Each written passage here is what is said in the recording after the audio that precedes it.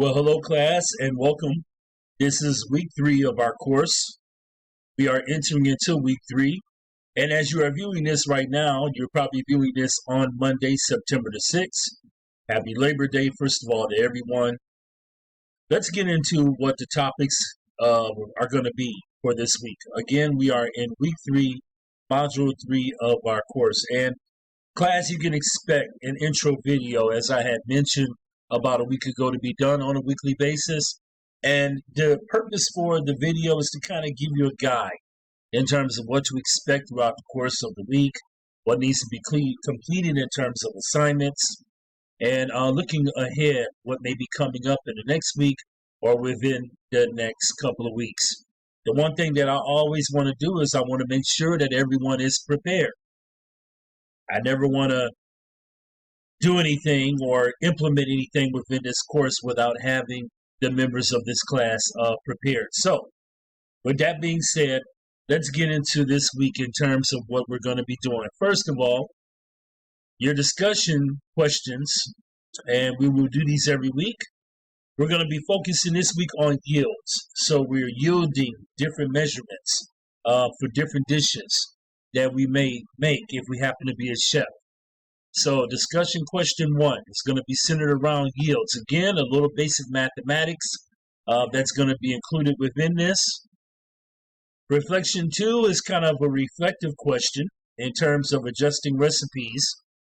And question number 3 kind of goes back to the yields part of it and looking at different measurements and formulas and how would you figure that out in terms of quantity when you do have to make adjustments on preparing a certain dish. So those 3 discussion question posts are going to be due on Friday, September the 10th, 11:59 p.m. going into Saturday, September the 11th. So those are your discussion question posts that are going to be due for this week. So the other thing that I want to point out to you, because there's one really intricate part that we really need to cover, and that's going to be the midterm project. We want to look into that this week. First thing that I want to do, though, is I want to bring to attention, I will always prepare like a mini lecture. Hold on, let me minimize this. This is the midterm project. Let's go back to the PowerPoint. So the mini lecture is going to always come in the form of a PowerPoint. And I prefer to kind of do mini lectures because of our style of learning here. We are doing an online course, whereas if we were being face-to-face within the classroom, it would kind of be more of a full-fledged type of lecture that we would do. So these are illustrations and terms and examples along with formulas and measurements that I pulled out the textbook. So this is kind of, you can use this actually as your guide, this mini lecture that I put together. And it's only about maybe 4 slides, but it is based on the chapter 3 material. Kind of use this as your guide, of course, as you kind of read the chapter course content, and then you begin to engage within the discussion questions. So look at the PowerPoint. That's another thing that you definitely want to do, which is kind of a mini lecture. And the next thing now, moving on from that, is that I want to point out the midterm project. I want to present this to you all. Now, if you look at Module 3, you will see the due date of that midterm project. The due date is going to be October the 17th. That would be October the 17th. So that's a Sunday night going into a Monday morning. I want you all to have fun with this. Let me kind of just break it down with you in terms of what I'm looking for. So we're just going to open that up. You'll be able to download the instructions. And I kind of pulled this up a little bit earlier. And I just actually had to minimize it because there was the lecture within the PowerPoint that I wanted to cover with you guys based on the chapter 3 content. So here's the scenario. Again, this is the midterm project. It's going to be based on the real cost of running a successful bar. I don't know how many of you all drink alcoholic beverages. I don't know how many of you all actually do go to bars or nightclub settings. So this is an assignment that I came up with. I want you all to have fun with it. First thing that I want to do is just kind of read the scenario to you. So, the plan has been executed to start up a bar. I am giving you $500,000 in terms of the initial investment to start up the bar. The bar is going to be one that caters to a diverse crowd in a populated area of the city. The main issue of starting and operating any facility, of course, is knowing how to control your overhead cost. And at this point, we have engaged in some topics from Chapter 1 now as we're going into Chapter 3 that are relevant to managing costs for recipes and inventory when it comes to the food and the restaurant industry. So what we're going to do is we're going to center the focus on managing beverages when it comes to alcohol. Dealing with alcohol now, there's certain things to remember. You have licenses, you have permits pertaining to city ordinances that you have to comply.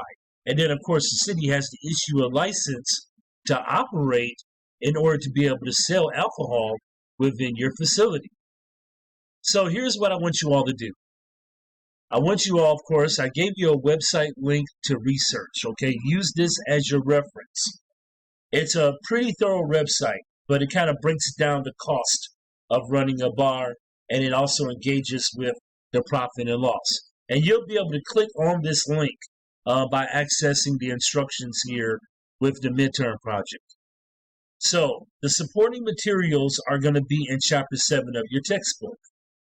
And you can also, you have the preference of using additional references outside of this one. So what you're going to do is you're going to create an 8 to 10 slide PowerPoint presentation. And here are the areas that you're going to address. First of all, you're going to talk about startup cost. The second part of it, you're going to talk about licenses and permits. Okay, once the facility and bar is open, you're going to talk about operating cost. Then, of course, I want you to break down, once you've been in operation for a while, your profit as opposed to your loss. And then your final slide would be final words, which will be a conclusion to the project itself. So, when it comes to operating cost and profit and loss, I want you all to create an Excel spreadsheet, and you're going to embed that into the PowerPoint. Again, be creative with this project. I want you all to have fun with it. I want it to be enlightening, and also use critical thinking when doing the research. So again, going back to the Excel spreadsheet, I want you to reference that when it comes to breaking down the profit and the loss within your establishment. And so you're going to have a Dropbox within Desire to Learn, within our learning management system, to actually upload this PowerPoint. And the PowerPoint is going to count as 30% towards your final overall grade. So keep that in mind. Once again, this is due on October the 17th. Look at the due dates within our learning management system within Desire to Learn. October the 17th will be the due date for that. So I have officially presented the midterm project that I'm going to have you all do. And by all means, work on this together with your peers. I don't mind that. However, though, let me also express that I'm expecting for everyone to submit an individual PowerPoint presentation. So you can work with your peers in your class together, you can do the research together, but individually, you're going to submit a PowerPoint. So that's our midterm project. Let's kind of move on here. Go back to Module 3. We've covered what's going to be due again next week. Also look at the PowerPoint. Begin to do your research right now regarding the midterm project. Engage in that right now. And also keep in mind this regarding the final paper. That Section 1, Part 1, is going to be due on September 26th. That's going to be the due date. So for those who have probably just started to engage within the class over the last week, the instructions are going to be in Module 1, Week 1, for the final paper. And I don't mind going back and covering those parameters right now, since I'm actually doing this instructional video. So again, this is the final paper It's the final assessment for the class. Please read the instructions again for those who are probably joining the class a little late. They have started about a week ago. But keep in mind that Section 1, and for those already that have been engaging since week 1, starting August 23rd, there's going to be 2 parts. You're going to be doing the introduction, and you're going to be doing the recipes, unit conversions, yields, and cost. Section 1 is going to be due on September the 26th. So you have a few more weeks, and I'm hoping that everybody has started to do the research regarding this right now, and that you started writing that section for Section 1. And again, for those that are joining the class a little bit late, the process of this final paper is that we're scaffolding it. So we're writing different sections of the final paper that are going to be due throughout the course of the semester on different weeks. Instead of me just giving you the assignment all at one and tell you, okay, the due date for submitting the paper is on December the 5th, I think that this approach is a little bit more thorough. And I think it's a little bit more paying attention to detail, because as I grade the sections of your papers, as I look at them, I can give you advice. Again, I can also critique different things, so that when you submit the final paper, and what you would be doing is you would be putting all the sections together, you should have a pretty polished, thorough, and detailed paper when it comes to the content, the research, as well as the formatting and the writing style. Okay, everybody, again, welcome to week 3. That is going to about do it. If you have any questions, again, everyone, please, by all means, reach out to me by phone.